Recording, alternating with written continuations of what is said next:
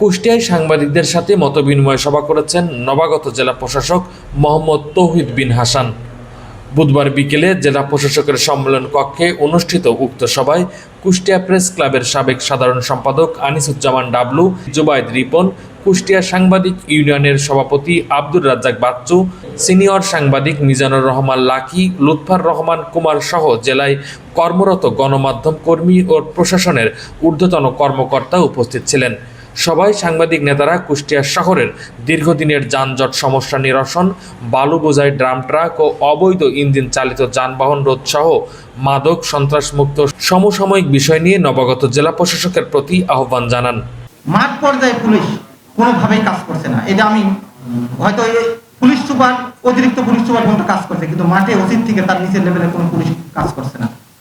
এই পুলিশকে যদি মানে অ্যাক্টিভ না করা যায়, তাহলে আমরা যত কথাই বলি আসলে কোনো কাজ হবে না। এই আইন শৃঙ্খলা ঠিক করা যাবে না, মাদক নির্মূল করা যাবে না। আমার অনুরোধ থাকবে আপনার কাছে, পুলিশ প্রশাসনকে সাথে নিয়ে এসপি মহোদয়ের সাথে কথা বলে মাঠ পর্যায়ে পুলিশকে অ্যাক্টিভ করা লাগবে। নানা কিছু সমস্যা আছে, যেমন বালির ঘাট, হাট বাজার, তারপর রাজনৈতিক পরিস্থিতিতে কিছুটা পরিবর্তন ঘটেছে।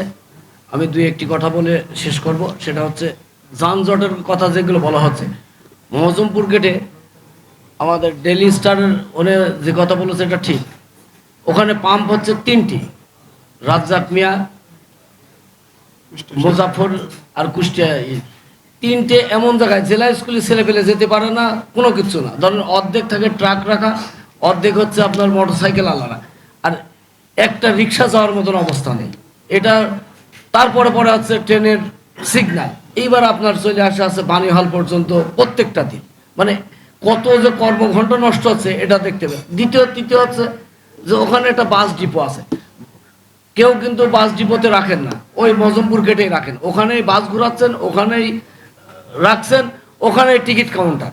এটা খুব সমস্যার জায়গা। একজন লোক ওই পাড়ার থেকে নামাজ আদায় করতে যাবে, তার সারাদিন ওখানে বসে থাকলে এক ওয়াক্ত নামাজ তার আদায় হবে না। রাস্তার এই ঢুকতে 2 মিনিট যেখানে লাগে না। এ সময় জেলা প্রশাসক মোহাম্মদ তৌহিদ বিন হাসান বলেন, জেলার সার্বিক উন্নয়ন ও বিভিন্ন সমস্যার সমাধানে প্রশাসন আন্তরিকভাবে কাজ করবে। তিনি কুষ্টিয়ার উন্নয়নে সাংবাদিকদের সহযোগিতা কামনা করেন এবং সকলের সম্মিলিত প্রচেষ্টায় জেলার সমস্যাগুলো পর্যায়ক্রমে সমাধান করা হবে বলে আশ্বাস দেন। আপনার চালের নাকি বড় আপনার এখান থেকে যায়, তার মানে হলো যে এখানে সম্ভাবনা আছে। তারপরে হলো যে গঙ্গা কপোতাক্ষ যে আপনার ব্যারেজ আছে, এখান থেকে নাকি বাকি 9টা জেলা আপনার পানি যায়। তো সম্ভাবনা যেগুলো আছে, সম্ভাবনাকে আমরা কাজে লাগাতে চাই। আর অভিযোগ করলে তো অনেক অভিযোগই করা যাবে। আর শিক্ষাতে আমরা কাজ করতে চাই, যে কোয়ালিটি এডুকেশন নিয়ে আমরা কাজ করতে চাই, যে বাচ্চারা যাতে ভালো করতে পারে, কারণ এরাই তো আগামীতে আমাদের ভবিষ্যৎ। আর আমার মাননীয় প্রধানমন্ত্রী তারেক রহমান, উনি তো এসেই অনেক কাজ করেছেন। আপনারা দেখবেন হলো যে নিজেই সকালে আগে আসেন, 9টার আগে আসেন। সকল কর্মকর্তা কর্মচারীকে উনি নির্দেশনা দিয়েছেন ঠিকমতো আসার, আর সকলের জন্য যাতে সুন্দর পরিবেশ তৈরি হয় সেখানে উনি নিজেই, আপনি দেখবেন উনি নিজে জ্যামে দাঁড়ায় থাকেন আর কি।